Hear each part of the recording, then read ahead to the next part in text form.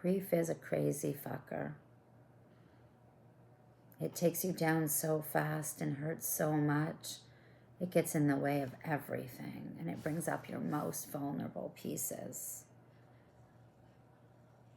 It's the place where you start to go through, he said, she said, I did, you did we make the right choice? Was there a mistake? Could we have done better?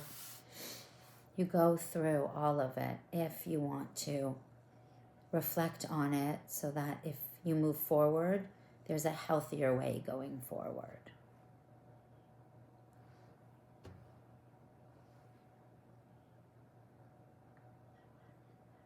It is important to know how much energy you need for grief and how much energy you need for joy. Now, grief could be anything, crying, talking, whatever you need to let out the emotion of sorrow, of heartache. Joy could be anything that takes you out of that state. Joy can be as small as lying on the floor and stretching.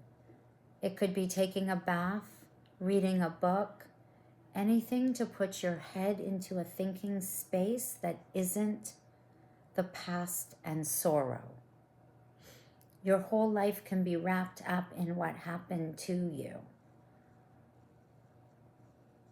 The energy is better used to figure out what you're going to do now that you know all of this. In my reflection, I start to see the patterns of who I can be. Check in with yourself and ask, am I spending my day and having conversations that are filling my soul? Am I grateful for the plans I make and the things I do? Is my energy exhausted, overwhelmed? I put too much on my plate, way too much. I'm not sure how I thought it was possible to do all the things I did. My life was crazy busy before I partnered. And his life was crazy busy before he partnered. And trying to be okay and be ourselves and be like, accept each other. There's no way you can have all of that at the same time without a sacrifice of something.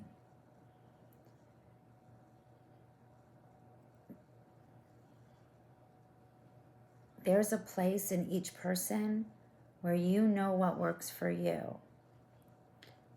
And we know in this vast world of relationships and dating and partnership, no one's ever going to get all the checklists. It's just not possible.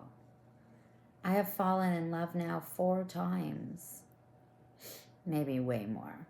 But 4 times I've committed to build a relationship with different humans. And each time I went in with my best, my first one, they just didn't have the foundation. Really, I probably should have left right in the beginning. It would have saved us both a lot of pain. I'm sorry I stayed in, but I didn't believe in divorce and I had 2 kids with disabilities. I didn't know what else to do. And then I had the one, that was the transition. That was fun, it was good, but I did not set any boundaries for myself. I think that was the beginning of my descent. If I wanted to be in a partnership, I would be a chameleon and try and be part of their life. I like every life. I can fit in anywhere. That is my detriment, not my superpower sometimes, not in a man's relationship. And throughout the time, I talk openly and share stories about how hard it is to find the communication to build the foundation for all your second relationships. It's challenging. And sometimes we just start to vibrate differently. We don't want to let go of the love. It's so precious. But we stay in longer instead of sitting in the sorrow. We stay in uncomfortable instead of being uncomfortable alone.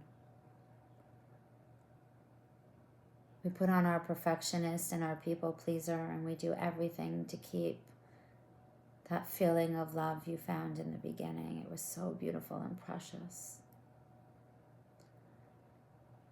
And sadly, or gratefully, depends how you're looking, when you come from a history of trauma and tragedy, there are 3 ways that you show up.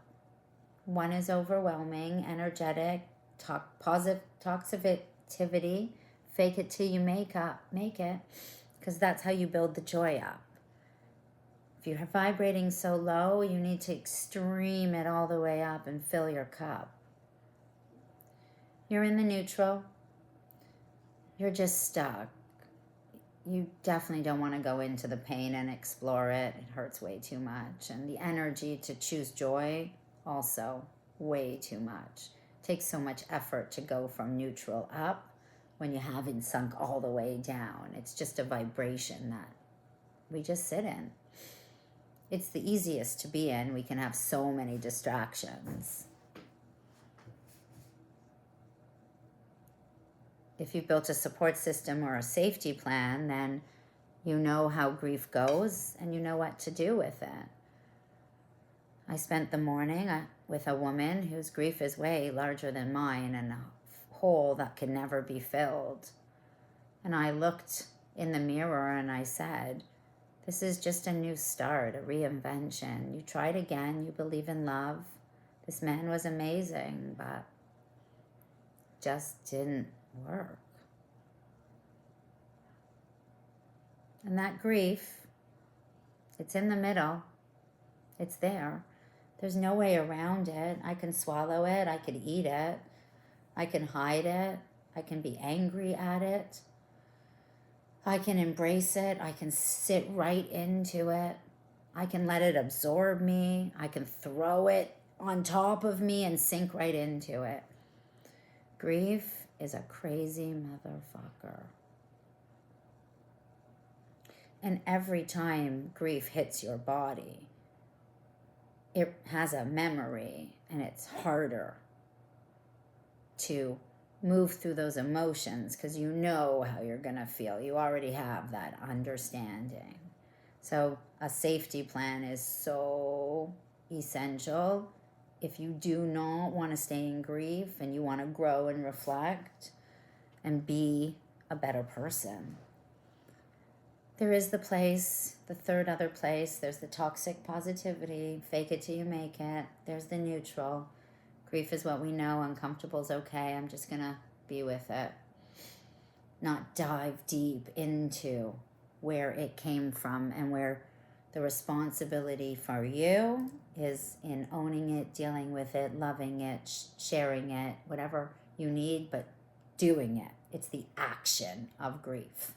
It is going in and showing yourself what you have to be grateful for, because the gratitude, those levels of gratitude is what takes you from depression and grief, overwhelming depression, back up to a place where you can experience joy, laughs, come back to your creativity and capture the life that you lost, rebuild, transition, transform, transformational.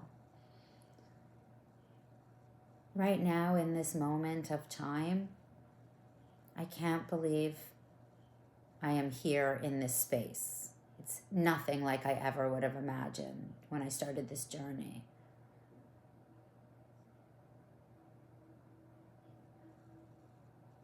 But there is a need for me. I want more. I'm not sure what that is. I have no idea. Here I am for the first time in my life. The buffet is open. I need to decide what I like, what I want, and which I'm going to order one after another. It is time to stop and sit still. I've never been able to do that. Now I can. I'm going to honor it and be it and see what comes out on the other side in 2025.